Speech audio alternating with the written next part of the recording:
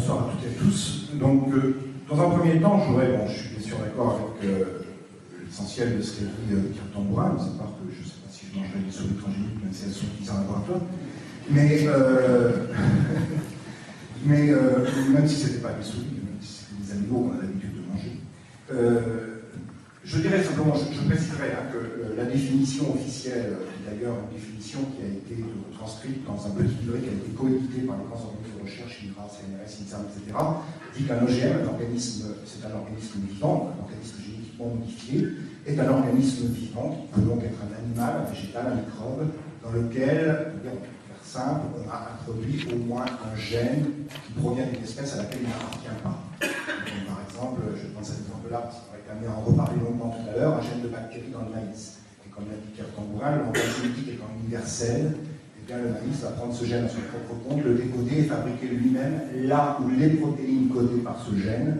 Et donc à ce moment-là, il va acquérir des nouvelles propriétés et on l'appelle donc un organisme transgénique d'ailleurs parce que le gène étranger s'appelle un transgène. Et il est bien dit dans la définition qu'il s'agit donc d'un organisme vivant dans lequel on a introduit de façon non naturelle, c'est-à-dire par intervention de la main de l'homme, un gène provenant d'une espèce à laquelle il n'appartient pas. Alors, bien sûr, ces organismes, comme l'a dit Pierre Tambourin, sont utilisés depuis 30 ans, depuis 1975-1976, dans les laboratoires en espace confiné, essentiellement à des fins de recherche fondamentale, au départ. C'est avant tout l'OGM, en quelque sorte une découverte biologique, au service du chercheur pour essayer de comprendre les processus du vivant, pour essayer de comprendre la fonction des gènes et la fonction des protéines qui codent, des protéines qu'on peut peut-être en quelque sorte considérer comme les ouvriers qui bossent dans les usines cellulaires qui constituent tout organisme vivant. On peut considérer qu'une cellule est en quelque sorte une usine dans laquelle il y a des chaînes de montage et de démontage, ce sont en quelque sorte des processus biologiques. Et sur ces processus biologiques, sur ces chaînes de montage et de démontage, travaillent les ouvriers qui sont les protéines. Et le secret de fabrication de ces ouvriers, de ces protéines, est contenu dans les gènes. Et donc, quand on met un gène d'un organisme A dans un organisme B, le langage génétique étant universel, et comme je l'ai dit, on décode le gène de l'organisme donneur par l'organisme receveur, et on permet d'introduire des nouveaux ouvriers dans l'usine, qui ne sont pas là pour regarder les autres travailler, mais pour travailler, et donc ils vont contribuer à des nouvelles chaînes de montage et de démontage, qui vont donc, à ce moment-là, conférer des nouvelles propriétés. Donc c'est utilisé en recherche fondamentale, c'est un outil au service du chercheur, une éprouvette biologique, c'est utilisé à des fins médicales et pharmaceutiques depuis le début des années 80. Il y a beaucoup de facettes d'utilisation de la technologie OGM à des fins médicales, notamment l'utilisation d'animaux en laboratoire qui servent de modèle à l'étude de maladies humaines comme le sida, l'artérosclérose, etc., j'en passe et bien d'autres. Et puis, essentiellement, la production de protéines d'intérêt pharmaceutique comme l'insuline, comme l'a dit Pierre Tambourin. Je voudrais simplement préciser la chose suivante, pour pas évidemment qu'on soit trop redondant, c'est que l'introduction plus récente des OGM et leur déclinaison dans un autre domaine qui est l'agroalimentaire, qui nous préoccupe, et celui qui nous préoccupe ce soir, eh bien, fait apparaître deux grandes différences. Parce que la question qu'on pourrait se poser finalement, c'est pourquoi, alors que les OGM sont utilisés depuis 30 ans en laboratoire, pourquoi le débat fait un tel tollé depuis qu'ils ont été introduits dans l'agroalimentaire? Bien parce que ça pose des questions nouvelles et des risques nouveaux, on ne sait pas forcément appréhender, ou des questions auxquelles on ne sait pas forcément répondre.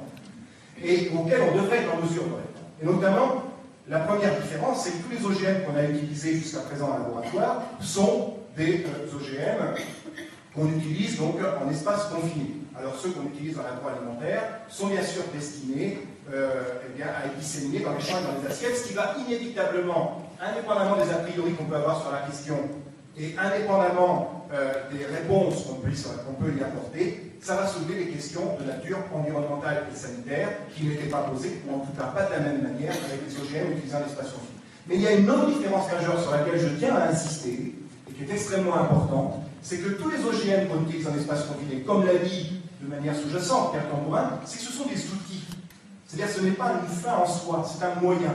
L'éprouvette biologique en recherche fondamentale, pour essayer de comprendre le fonctionnement des vivants, et dans le domaine pharmaceutique, avec ce que vient de dire Pierre Tambourin, l'exemple de l'insuline, eh bien, ce que va chercher le patient à la pharmacie, ce n'est pas l'OGM, ce n'est pas la bactérie, parce qu'il s'agit d'une bactérie dans laquelle on a mis le gène humain de l'insuline pour que cette bactérie se transforme en une usine à médicaments, une usine à insuline, mais c'est l'insuline que l'on aura extraite de cette bactérie, qu'on aura purifiée, conditionnée sous forme de médicament. Donc ce n'est pas l'OGM qu'on va chercher en pharmacie, mais la protéine fabriquée par l'OGM. Autrement dit, l'OGM est un outil. En revanche, dans le domaine agroalimentaire, c'est totalement différent. Quand on fait un maïs OGM ou un colza OGM ou un soja OGM, ce qu'on veut, ce maïs, on va le semer comme un maïs conventionnel. Il va être cultivé comme un maïs conventionnel. Il va être récolté comme un maïs conventionnel. Il va être mangé par l'homme ou par les humains comme un maïs conventionnel. Par conséquent, ce n'est plus un moyen, c'est une fin en soi. Ce n'est plus un outil, c'est un organisme à part entière. Alors on va me dire qu'est-ce que ça change? Ben, ça change beaucoup de choses. C'est qu'à partir du moment où l'OGM n'est plus un outil mais un organisme à part entière, ça pose des tas de questions nouvelles auxquelles on doit être en mesure de répondre. Par exemple, eh bien, est-on en mesure, oui ou non, de contrôler les conséquences de la modification génétique que nous avons faite sur ce maïs, sur l'ensemble du métabolisme du maïs? Quelles répercussions dans la chaîne alimentaire?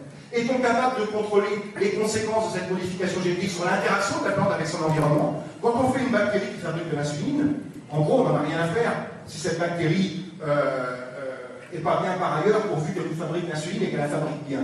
En revanche, si on fait fabriquer à un maïs une toxine insecticide, comme le maïs Monsanto 810 qui fait l'actualité, pour lui permettre de lutter contre un insecte ravageur, c'est pas le tout de lui faire fabriquer la toxine. Ça, c'est facile, on va y arriver. La question qui se pose, c'est en quoi l'introduction d'un gène bactérien, il s'agit d'un gène de bactérie, qu'on a mis dans ce maïs, aurait-il pu perturber les gènes naturels du maïs, les inactiver, les surexprimer? Quelles conséquences sur le métabolisme du maïs?